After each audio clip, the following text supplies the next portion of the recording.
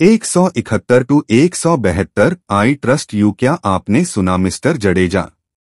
यह अभी भी मेरा जूनियर है। अपने सीनियर के बारे में ऐसे बोलना क्या प्रतिष्ठा है इनकी?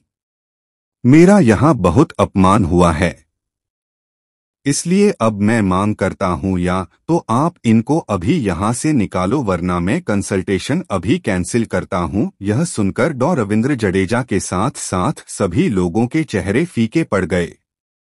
लोग विनीत आर्य से इलाज लेने के लिए काम धंधा छोड़कर आए थे और किसी न किसी शारीरिक दर्द से पीड़ित भी थे। ऐसे में भी उन्होंने लाइन में लगकर बहुत इंतजार किया था। अब उन्हें बिना इलाज के यहाँ से जाना बहुत पीड़ादायक था। डॉ रविंद्र जडेजा ने भी डॉ विनीत आर्य को यहाँ बुलाने के लिए नॉन रिफंडेबल मोटी रकम चुकाई हुई थी। सभी के उड़े हुए चेहरे देखकर विनीत आर्य को हिम्मत मिली। वह आदित्य को एक विजय मुस्कान देते हुए बोला, कितने निर्दयी हो तुम। लोगों को इलाज मिले या न मिले तुम्हें कोई फर्क नहीं, और मिस्टर जडेजा की मुझे यहाँ लाने के लिए की गई मेहनत बेकार चली जाए तुम्हें कोई फर्क नहीं।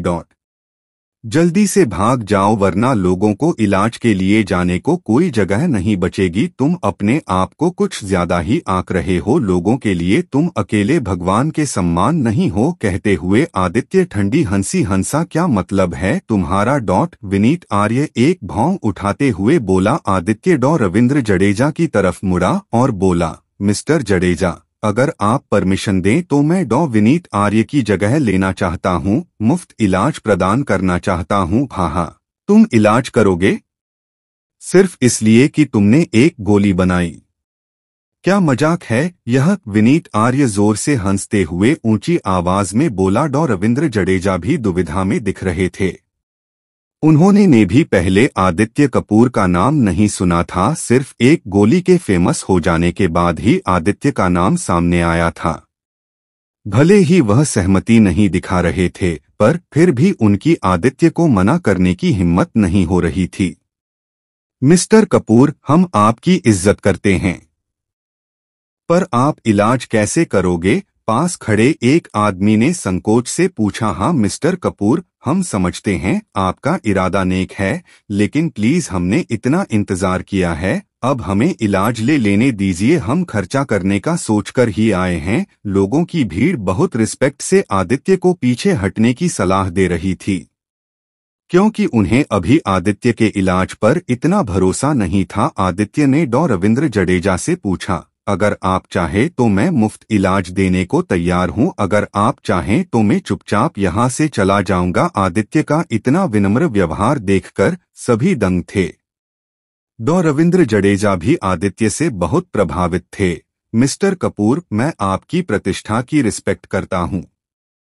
अगर आप सबके सामने अपनी कुशलता का प्रूफ दे दें तो मुझे आपको नियुक्त करने का मौका मिल जाएगा। यह सुनकर पास खड़े एक और आदमी ने कहा, हाँ मिस्टर कपूर, हम आपको निराश नहीं करना चाहते, पर हमारी जान दांव पर लगी है। आदित्य ने अपना सिर हिलाया और पास खड़ी गरीब औरत से पूछा, बहन, मैंने आपको बच्ची को इलाज देने का वादा किया था, क्या आपको मुझ पर भरोसा है? वह औरत एक पल के लिए सकपकाई, फिर उसने अपनी रो रो कर बेहाल हो चुकी बच्ची को देखा। फिर आदित्य को आंसू पोंछती हुई बोली, मिस्टर कपूर, क्योंकि आपने एक गरीब औरत के बच्चे के लिए डॉ विनीत आर्य से टक्कर ली है, मुझे आप पर भरोसा है। Thank you. बच्ची को गोद में लिटा लो। औरत जमीन पर ही प्लाथी मारकर बैठ गई और रोती बिलखती बच्ची को गोद में लिटाया। आदित्य ने बच्ची के माथे पर हाथ रखा। आदित्य को शक्तियां जागृत हुई और ब्लू रंग की किरणें उसकी हथेली से सीधे बच्ची के माथे से होती हुई उसके शरीर के भीतर दौड़ती हुई नसों में घुल गई।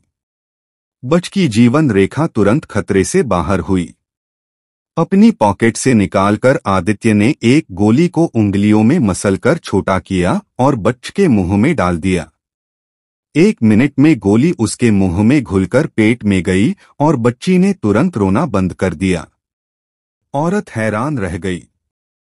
कितने हफ्तों से बच्ची, जो कभी शांत नहीं हुई थी, वह अपनी मां की गोद में शांत थी, जैसे दूध लेने के लिए मचल रही हो। औरत के आंसू फूट पड़े। ठीक हो गई, मेरी बच्ची ठीक हो गई। वह बार बार बच्ची का चेहरा चूम रही थी। डॉ रविंद्र जडेजा ने तुरंत बच्ची की जांच की और हैरानी में बोला, यह सच है। बुखार चला गया। बच्ची बिल्कुल स्वस्थ है। औरत तुरंत खड़ी हुई और आदित्य के पैर छूने लगी, उसको कंधों से पकड़कर। नहीं बहन, मैंने वादा निभाया है। अब छांव में बैठकर बच्ची को दूध पिलाओ। उसे भूख लगी है, कह एक पेड़ की छांव में बैठने के लिए चली गई। लोगों के चेहरे हैरानी से ठंडे पड़ गए। कुछ देर पहले एक बच्ची जिंदगी की आखिरी सांसें गिन रही थी, अब शांति से अपनी मां की गोद में थी। डॉ रविंद्र जडेजा तुरंत आदित्य के पास गए और बोले, थैंक यू मिस्टर कपूर, आपकी नेक हेल्प के लिए धन्यवाद। फिर डॉ विनीत आर्य की तरफ मुड़कर, डॉ आर्य, आपकी हरकतें सीसीटीवी के जरिए हमारे ध्यान में थी, पर हम चुप रहने के लिए मजबूर थे। आपको पूरी पेमेंट पहले ही मिल चुकी है। आप और की है क्लेम नहीं कर सकते। डॉ रविंद्र जडेजा के व्यवहार में न विनम्रता थी न ही अहंकार। विनीत आर्य का चेहरा ठंडा पड़ गया। क्या आपको सच में लगता है कि बाद में अफसोस नहीं होगा आपको? फिर डॉ विनीत आर्य की तरफ मुड़कर, डॉ आर्य, आपकी हरकतें सीसीटीवी के जरिए हमारे ध्यान में थी, पर हम चुप रहने के लिए मजबूर थे। आपको पूरी पेमेंट पहले ही मिल चुकी है। आप और की है क्लेम नहीं कर सकते। डॉ रविंद्र जडेजा के व्यवहार में न विनम्रता थी न ही अहंकार। विनीत आर्य का चेहरा ठंडा पड़ गया। क्या आपको सच में लगता है कि बाद में अफसोस नहीं होगा आपको?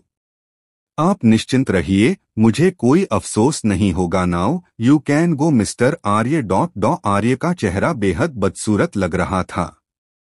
उसने उस कुर्सी की तरफ देखा, यहाँ बैठकर वह मरीज देख रहा था। उसके आसपास खड़े दो आदमियों को इशारे से कुछ समझाया। दोनों आराम से चलते हुए आदित्य के पास आए और अचानक आदित्य के सिर पर एक साथ उछलकर कोहनी से वार किया। दोनों की कोहनी आदित्य के सिर से टच होते ही कैक की साउंड सुनाई दी। अगले ही पल दोनों आदमी दर्द से चिल्लाए और अपनी अपनी कोहनी पकड़कर जमीन पर लेटने लगे। किसी को भी अपनी आंखों पर यकीन नहीं हुआ। सबसे खराब हालत थी डॉ विनीत आर्य की। वह झुककर अपने आदमियों को देखते हुए बोला, तुम्हें चोट लगी? तुम्हें चोट लगी? कैसे कैसे? उसने तो कोई जवाबी कार्रवाई भी नहीं की। तुम दोनों मजाक कर रहे हो न? उसने जल्दी से दोनों की कोहनियां की पकड़कर देखी। कोहनियां चकनाचूर थी। वह आदित्य की तरफ मुड़कर शेर के जैसे गरजा, आदित्य कपूर, तुम कितने क्रूर हो! क्या हाल कर दिया इनका! आदित्य हंसा, तुम क्या चाहते हो मैं जबरदस्ती खुद को चोटिल करूं?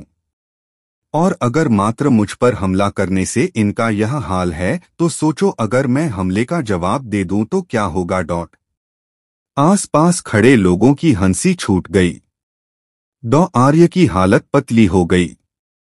उसके चेहरे का रंग उड़ गया और जुबान बंद हो गई। जिगर नाखून चबाते हुए सोचने लगा, मैं तो खुद इसको सबक सिखाना चाहता था।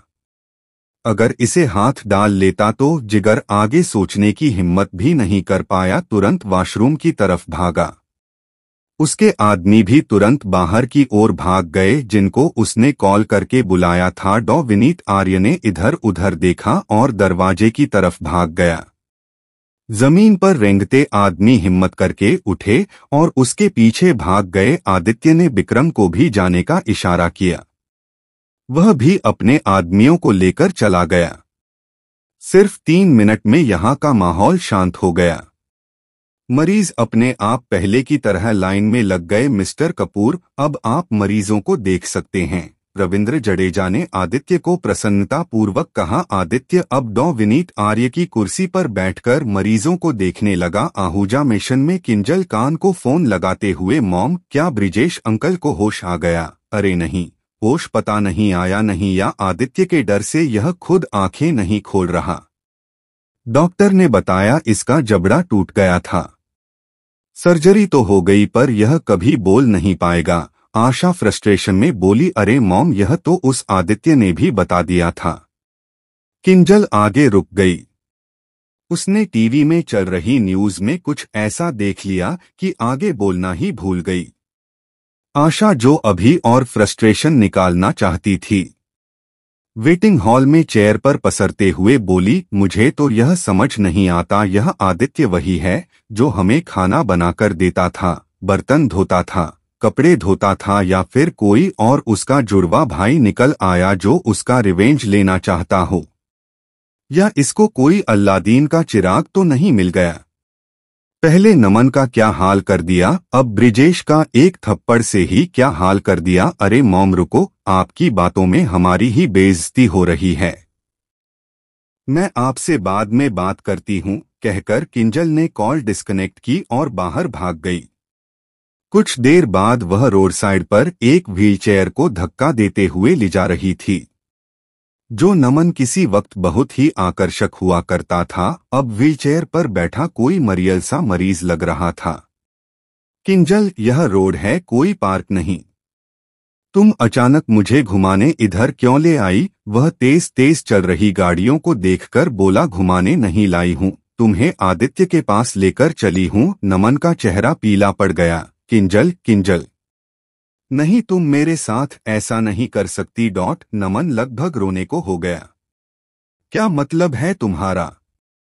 क्या हुआ अगर अब मैं तुम्हारी रातें रंगीन नहीं बना पाता?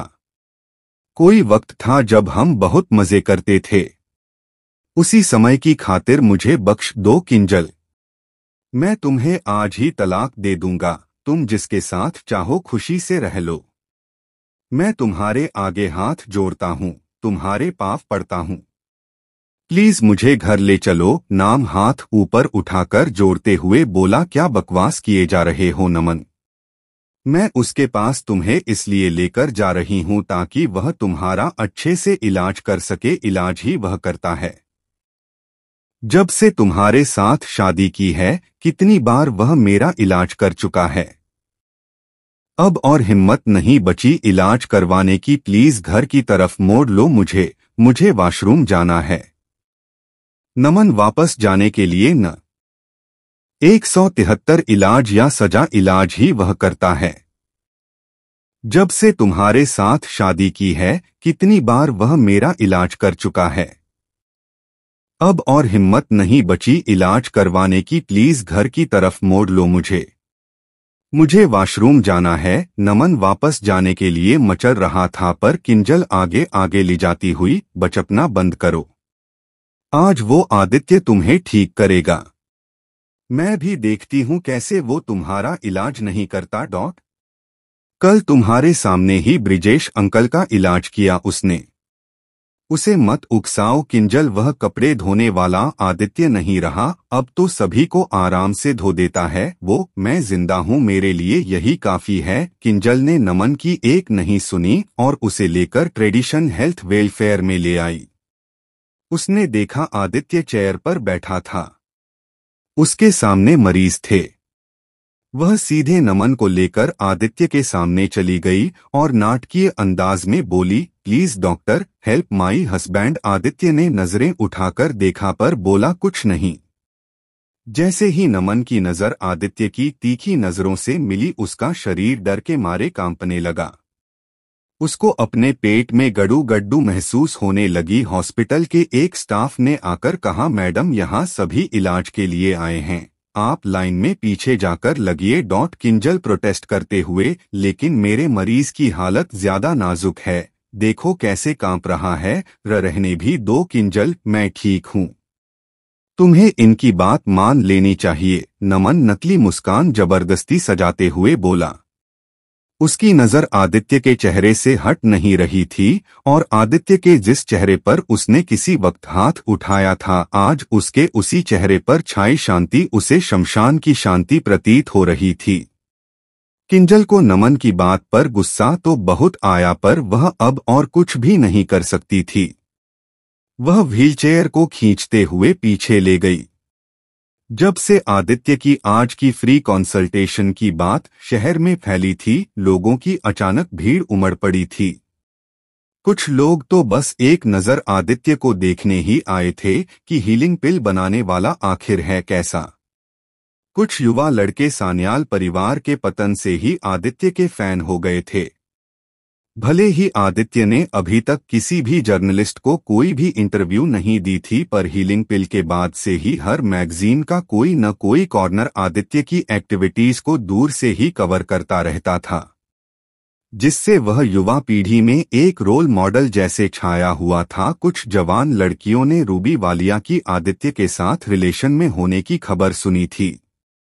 वह भी अपनी हल्की फुल्की बीमारियों के बहाने से उसको देखने आई थी कि सबसे अमीर परिवार की राजकुमारी का दिल जीतने वाला तस्वीरों से हटके रियल में कैसा दिखता है। लाइन में खड़ी ऐसी लड़कियां आदित्य को दूर से देखकर ही आहें भर रही थी। कुल मिलाकर दोपहर के बाद से यहाँ इतनी बड़ी मात्रा में मरीजों का अचानक आना सिर्फ आदित्य की पॉपुलैरिटी की वजह से था। लाइन में सबसे पीछे लगकर, किंजल तुम क्यों जिद पर अड़ी हुई हो, मुझे कोई इलाज नहीं चाहिए। और आदित्य से तो बिल्कुल भी नहीं, नमन फुसफुसाते हुए बोला। किंजल चुप ही रही और अपने सामने लाइन में खड़े लोगों को देखने लगी। तुम मुझे बहुत इग्नोर कर रही हो किंजल, यह सही बात नहीं। मेरे बारे में कोई भी फैसला तुम अकेली नहीं ले सकती। किंजल ने साफ साफ सुना, पर उसने कुछ भी बोलने की जहमत नहीं उठाई। ठीक है, अगर तुम्हें उस आदित्य के सामने जाने का और बेइज्जती करवाने का शौक है तो करवाओ, नहीं खुद भी यहाँ से दूर जा सकता हूँ। दांत पीसकर कहते हुए वह व्हील्स को घूमकर चेयर पीछे करने लगा। तभी किंजल ने एक झटके में व्हीलचेयर को घुमाकर अपने सामने लाइन में खड़ा किया और नमन के कान में एक एक शब्द चबाते हुए बोली, लेकिन मुझे तुम्हारा इलाज हर हाल में चाहिए। नमन, अभी मेरी उम्र ही क्या है? इस सोने जैसी जवानी में मैं तुम्हें व्हीलचेयर पर घसीटते फिर रही हूँ। हर रात तुम्हें व्हीलचेयर से बिस्तर पर और बिस्तर से व्हीलचेयर तक का सफर करवाते हुए मैं रोमांस का आर तक भी एंजॉय नहीं कर पाती हूँ, तो क्या आदित्य मुझे रोमांस करने के लायक छोड़ेगा क्या? तुम जानती हो अच्छे से मुझे अपंग भी उसने ही बनाया है। हाँ, तो ठीक भी वही करेगा। उसके पास हर मर्ज का इलाज है। मैंने बहुत सारे लोगों से उसकी बहुत जानकारी ली है। बस उसे तुम्हारे इलाज के लिए पब्लिकली मिलना चाहती थी, जिसका मौका आज मिल ही गया। जब वो तुम्हारे साथ तुम्हारे घर में रहता था तब तो तुम्हें उसकी कोई जानकारी नहीं थी। सुनी सुनाई बातों में आकर उसे मत उकसाओ। सान्याल बाप बेटे का हश्र पता क्या हुआ था? ज्यादा मत बोलो, कहीं किसी ने सुन लिया तो सवालों की झड़ी लग जाएगी। और तुमने तो खुद कहा अभी अभी कि उसे उकसाओ मत। अगर उसे कोई उकसाता है वह उन्हीं का हाल खराब करता है।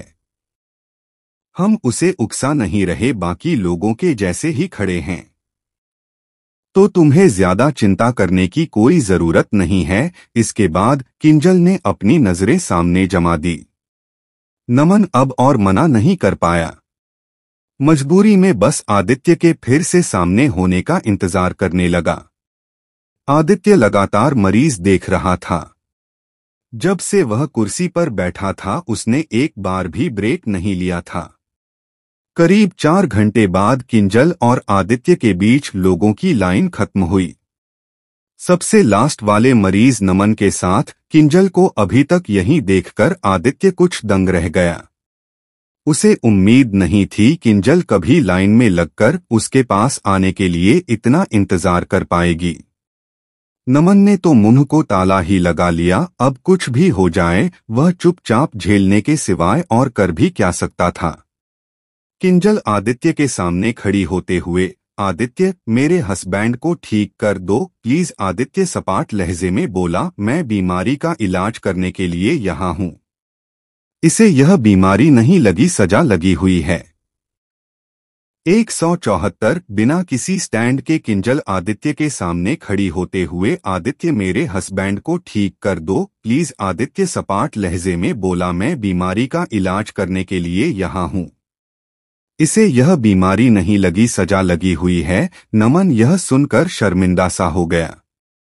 क्या दिन आ गए जिसे कचरा समझते थे उसके सामने गिड़गिड़ा रहे हैं। किंजल ने सीधे आदित्य की आंखों ने देखा।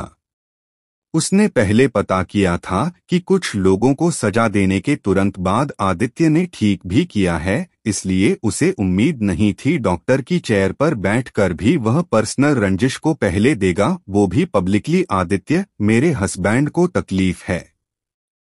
यहाँ बैठकर क्या तुम्हारा फर्ज नहीं बनता कि एक मरीज का इलाज करो, भले ही वह कोई भी क्यों न हो। हाँ, मेरा हर मरीज को देखने का फर्ज है, पर यह मरीज नहीं है। यह कोई बीमारी से नहीं जूझ रहा, अपने किए की सजा भुगत रहा है। आदित्य, किंजल जल्दबाजी में बोली। फिर एक सांस लेकर खुद को नॉर्मल रखते हुए, मान ली तुम्हारी बात। क्या किसी को लाइफ टाइम सजा मिलनी चाहिए? कोई कैसा भी क्यों न हो, भगवान भी सजा को माफ कर देते हैं। तुम तो इंसान हो, बीती हुई बात को भूल नहीं सकते क्या? मैं भगवान नहीं हूँ, इसलिए मैं भूल नहीं सकता। आदित्य ने उसकी बात काट दी। इसे जीने लायक छोड़ दिया था, इसे ही माफी समझो, अब तुम्हें चले जाना चाहिए, कहकर आदित्य उठ खड़ा हुआ और हॉस्पिटल के स्टाफ को यहाँ को सेटिंग क्लोज करने को कहा।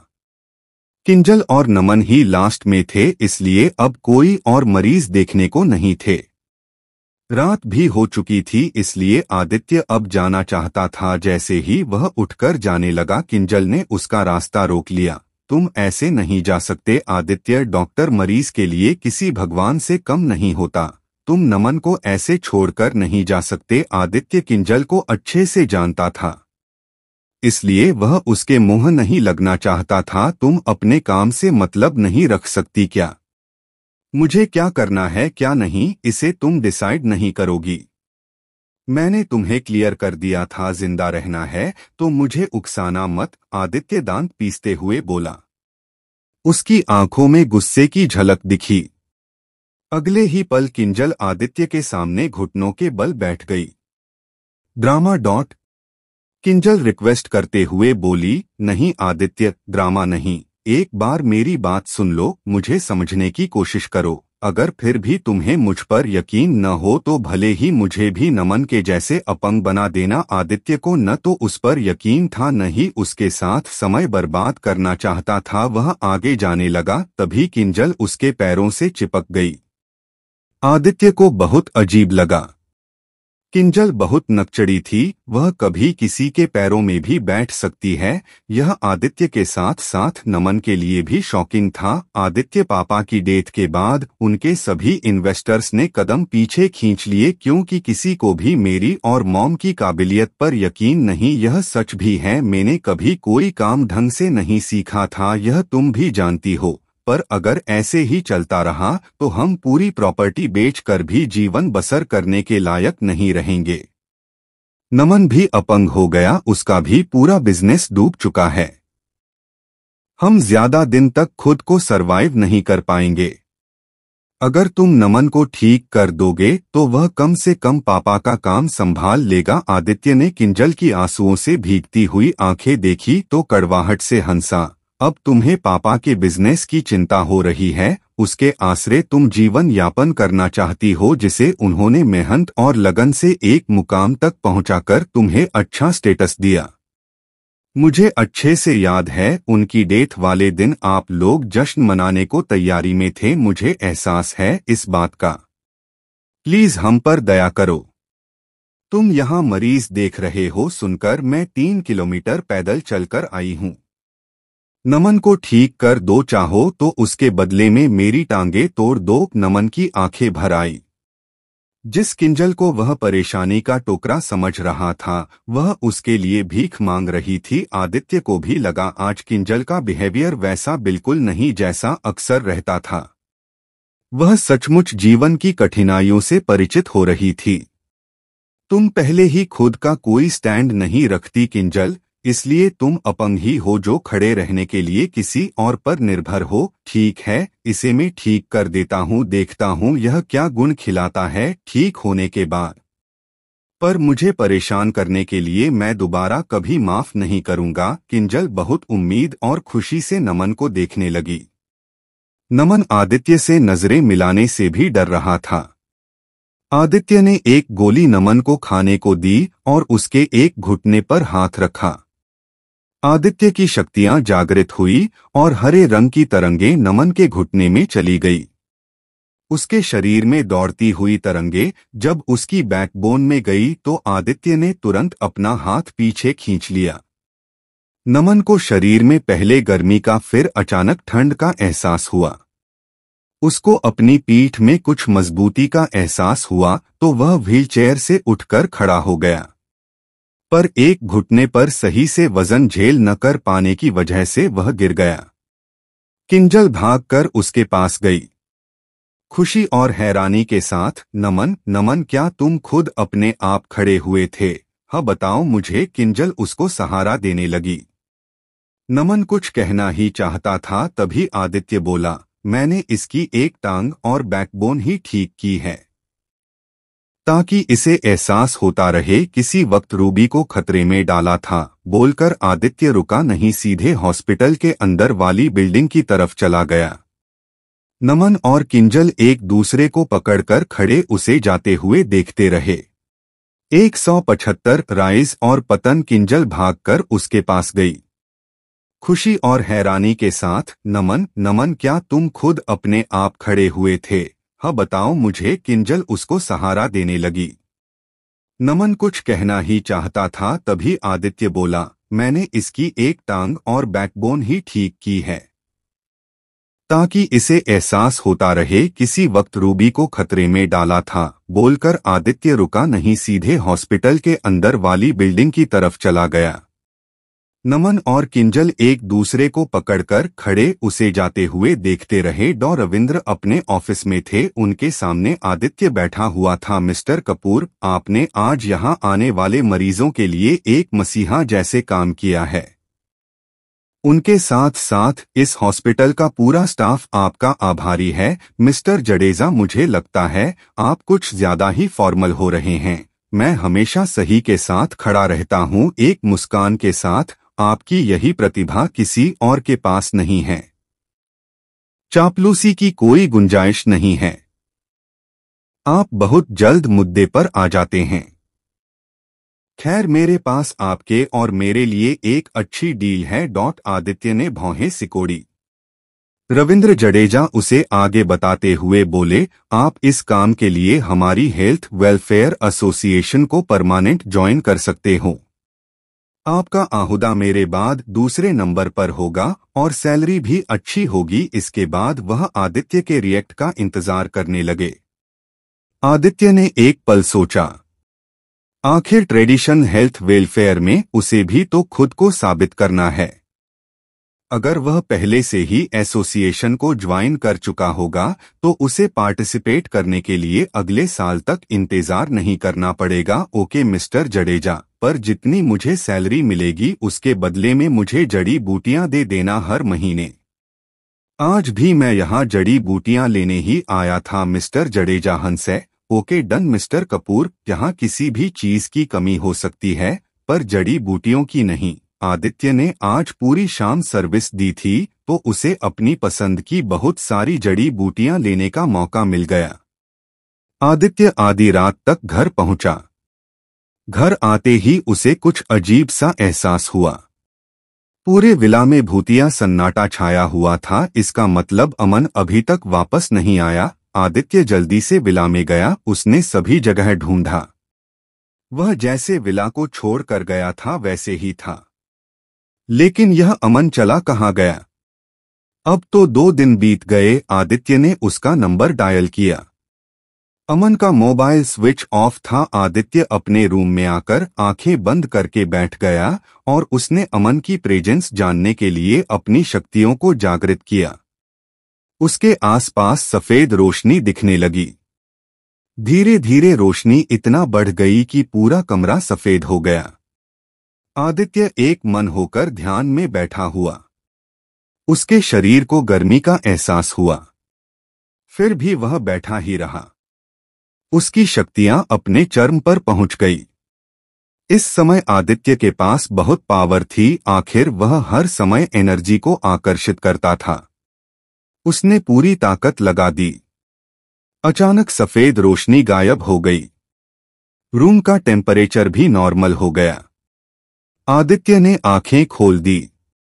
उसे बहुत आश्चर्य हुआ कि उसे अमन की प्रेजेंस का कोई एहसास नहीं हुआ। बस इतना ही पता चल पाया कि जब वह घर से बाहर गया था तब वह बिल्कुल सही सलामत था। घर की चारदीवारी के बाहर वह किस दिशा में गया, किस हाल में है, इसका कुछ भी पता नहीं चल पाया। वह भी इनर स्ट्रेंथ रखता है, वह खुद की रक्षा कर सकता है। मुझे ज्यादा नहीं सोचना चाहिए। वह सही सलामत गया है तो जरूर किसी काम से गया होगा। इसके बाद आदित्य बिना कुछ और सोचे जड़ी बूटियों से गोलियां बनाने लगा। गोलियों को परिपक्व करने के लिए वह उन्हें सेकने के लिए एक पत्थर के बाउल में रख बाहर आंगन में ले गया। कुछ देर उसने अपने सामने पड़े बाउल में राख के ढेर को देखकर हताशा भरी सांस ली। यह प्राकृतिक अग्नि मेरे कंट्रोल में नहीं आ रही। आज भी कितनी दवाइयां जल गई। लगता है समय बीतने पर ही मैं इसे कंट्रोल कर पाऊंगा। मुझे अभी और इंतजार करना पड़ेगा। कहते हुए आदित्य बाउल को वहीं छोड़कर अंदर चला गया। तारों से भरे काले गहरे आसमान में दूर से इस राख पर किसी की नजर पड़ी और राख काला झोंका बनकर उड़ गई। उस गंवार ने मुझे नीचा दिखाया। मुझे विनीत आर्य को विनीत ने हाथ घुमाया और टेबल से शो पीस नीचे फेंक दिए तो फर्श को छूते ही चकनाचूर होकर बिखर गए। छोड़िए न, वह अभी युवा है। उस पर इतना गुस्सा करने की क्या जरूरत है? पास बैठी एक बहुत ही खूबसूरत लड़की ने फुसफुसाकर कहा, नहीं नहीं, ऐसे युवा लोगों का ऐसा अहंकार ठीक नहीं, उसे सबक सिखाना ही होगा। प्रिया, तुम ऐसा करो, वो नीला मोती लाओ जो तुम्हारे पहले मालिक ने तुम्हें दिया था। प्रिया ने आंखें सिकुड़ी। आप क्या करने वाले हो? सवाल मत पूछो, जो कहा है वो करो, विनीत चिढ़ते हुए बोला। प्रिया थोड़ी चिंता में दिखी, लेकिन वो मेरे पहले मालिक ने दिया था, वो मेरी प्रॉपर्टी है।